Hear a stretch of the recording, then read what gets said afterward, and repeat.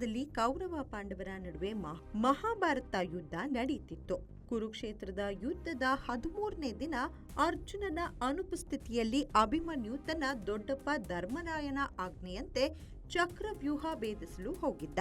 ಸುಭದ್ರೆಯ ಗರ್ಭದಲ್ಲಿ ಅಭಿಮನ್ಯು ಇದ್ದಾಗ ಚಕ್ರವ್ಯೂಹವನ್ನ ಭೇದಿಸುವುದು ಹೇಗೆ ಅಂತ ಶ್ರೀಕೃಷ್ಣ ಹೇಳಿರುತ್ತಾನೆ. ಅಂದ್ರೆ ಅದರಿಂದ ಹೊರಗೆ ಬರುವುದು ಹೇಗೆ ಅನ್ನೋದನ್ನ ಹೇಳಿರೋದಿಲ್ಲ.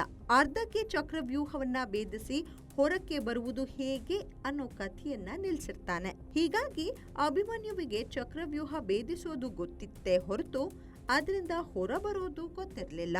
ಆದ್ರೆ ದೊಡ್ಡಪ್ಪನ ಆಜ್ಞೆಯಂತೆ ಚಕ್ರವ್ಯೂಹ ಭೇದಿಸಲು ಹೋದ ಅಭಿಮನ್ಯುವನ್ನ ಜಯದ್ರಥ ಶರಶಯ್ಯೆಯಲ್ಲಿ ಮಲಗುವಂತೆ ಮಾಡಿದ್ದ. ಅಭಿಮನ್ಯುವಿನ ಮರಣದ ವಾರ್ತೆ ಕೇಳಿದ್ದ ಅರ್ಜುನ ಕನಲಿ ಹೋಗಿದ್ದ. ತನ್ನ ಮಗನ ಅಕಾಲಿಕ ಸಾವಿಗೆ ಪ್ರತೀಕಾರ ತೀರಿಸೋ ಪ್ರತಿಜ್ಞೆ ಮಾಡಿದ್ದ. ಕುರುಕ್ಷೇತ್ರ ಯುದ್ಧದ 14ನೇ ದಿನದ ಸೂರ್ಯಾಸ್ತ ಆಗೋ ಮೊದಲು ಜಯದ್ರಥನನ್ನ ಕೊಲ್ಲುವ ಪ್ರತಿಜ್ಞೆ ಮಾಡಿದ್ದ. ಈ ಪ್ರತಿಜ್ಞೆಯ ವಿಚಾರ ಜಯದ್ರಥನಿಗೆ ಮುಟ್ಟಿತ್ತು. ಹೇಗಾದ್ರೂ ಮಾಡಿ 14 ದಿನ ಸೂರ್ಯಾಸ್ತ ಆಗುವವರೆಗೆ ಅರ್ಜುನನಿಂದ ತಪ್ಪಿಸಿಕೊಳ್ಳಲು ನಿರ್ಧರಿಸಿದ್ದ. 14 ದಿನ ಕುರುಕ್ಷೇತ್ರ ಯುದ್ಧ ಆರಂಭವಾದ ಬಳಿಕ ಜಯದ್ರಥ ಕೌರವರ ಶಿಬಿರದಲ್ಲಿ ಅಡಗಿದ್ದ.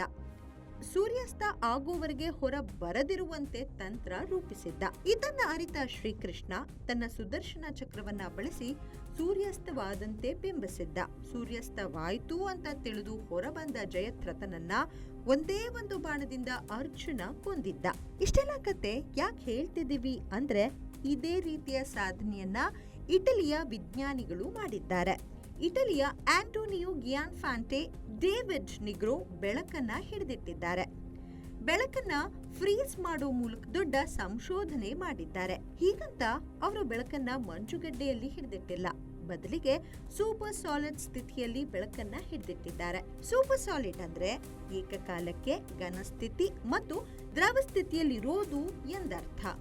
ಸಾಮಾನ್ಯವಾಗಿ ನೀವು ಯಾವುದೇ ವಸ್ತುವನ್ನ ಫ್ರೀಸ್ ಮಾಡಬೇಕಾದ್ರೆ ತಾಪಮಾನವನ್ನ ಕಡಿಮೆ ಮಾಡ್ತಾ ಹೋದ್ರೆ ತಾನೇ ತಾನಾಗಿ ಆ ವಸ್ತು ಗಟ್ಟಿಯಾಗುತ್ತದೆ. ಆದ್ರೆ ಬೆಳಕಿಗೆ ಈ ನಿಯಮ ಅನ್ವಯ ಆಗಲ್ಲ. ಬೆಳಕನ್ನ ಹಿಡಿದಿಡಲು ವಿಜ್ಞಾನಿಗಳು ಮೈಕ್ರೋಸ್ಕೋಪಿಕ್ ಕುಳಿಗಳನ್ನ ಒಳಗೊಂಡ ಸೂಪರ್ ಕಂಡಕ್ಟರ್ ವಿನ್ಯಾಸಗೊಳಿಸಿದ್ರು. ಇದರೊಳಗೆ ಲೇಸರ್ ಲೈಟ್ ಬಿಡುಗಡೆ ಮಾಡಿ ಅದೇ ವೇಳೆಗೆ ಪೋಲಾರಿಟಾನ್ ಕಣಗಳನ್ನ ಹರಿದು ಬಿಟ್ಟಿದ್ರು. ಇದಾದ ಬಳಿಕ ಸೆಮಿಕಂಡಕ್ಟರ್ಗೆ ಬೇಕಾದಷ್ಟು ಪ್ರೋಟಾನ್ ಕಣಗಳನ್ನ ಹರಿಸಿದ್ರು. ಈ ವೇಳೆ ಬೆಳಕು ಅಲೆಗಳಾಗಿ ಪರಿವರ್ತನೆಯಾಗಿದೆ. ಇದನ್ನೇ ಸೂಪರ್ ಸಾಲಿಡ್ ಸ್ಥಿತಿ ಅಂತ ಕರೆಯಲಾಗುತ್ತದೆ. ಬೆಳಕನ್ನ ಸೂಪರ್ ಸಾಲಿಡ್ ಸ್ಥಿತಿಗೆ ತಂದಿರೋದ್ರಿಂದ ಹಲವಾರು ಉಪಯೋಗಗಳಿವೆ. ಕಂಪ್ಯೂಟರ್ ಕ್ಷೇತ್ರದಲ್ಲಿ ಕ್ರಾಂತಿಕಾರಕ ಬೆಳವಣಿಗೆಗಳನ್ನ ನಿರೀಕ್ಷಿಸಬಹುದಾಗಿದೆ. ಇದುವರೆಗೆ ಬಿಟ್ಗಳಲ್ಲಿ ಕಂಪ್ಯೂಟರ್ಗಳು ವರ್ಕ್ ಆಗ್ತಿದ್ವು. ಅಂದ್ರೆ 0 ಅಥವಾ 1 ಗಣಗಳನ್ನ ಬಳಸಿ ಕಂಪ್ಯೂಟರ್ಗಳು ಕಾರ್ಯನಿರ್ವಹಿಸ್ತಿದ್ವು. ಈಗ ಕ್ವಾಂಟಮ್ ಕಂಪ್ಯೂಟರಿಂಗ್ ಯುಗ ಆರಂಭವಾಗಿದೆ. ಅಂದ್ರೆ ಕ್ವಾಂಟಮ್ ಕಂಪ್ಯೂಟರ್ಗಳು ಏಕಕಾಲಕ್ಕೆ 0 ಮತ್ತು 1-2 ಗಣಗಳಲ್ಲಿ ಕಾರ್ಯನಿರ್ವಹಿಸುವ ಸಾಮರ್ಥ್ಯ ಹೊಂದಿವೆ.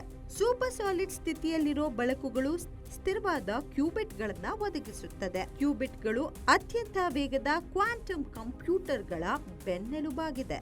ಇದರಿಂದಾಗಿ ಹೆಚ್ಚಿನ ಸಾಮರ್ಥ್ಯದ ಕೃತಕ ಬುದ್ಧಿಮತ್ತೆ ಎನ್ಕ್ರಿಪ್ಷನ್ ಪ್ರಬಲಗೊಳಿಸಲು ನೆರವಾಗೋ ಜೊತೆಗೆ ಕ್ವಾಂಟಮ್ ಇಂಟರ್ನೆಟ್ ಕಡೆಗೆ ಒಂದು ಹೆಜ್ಜೆ ಮುಂದಿಟ್ಟಂತಾಗಲು ಸಹಾಯ ಮಾಡಲಿವೆ. ಗ್ಯಾರಂಟಿ ನ್ಯೂಸ್, ಸುದ್ದಿ ಖಚಿತ, ನ್ಯಾಯ ನಿಶ್ಚಿತ.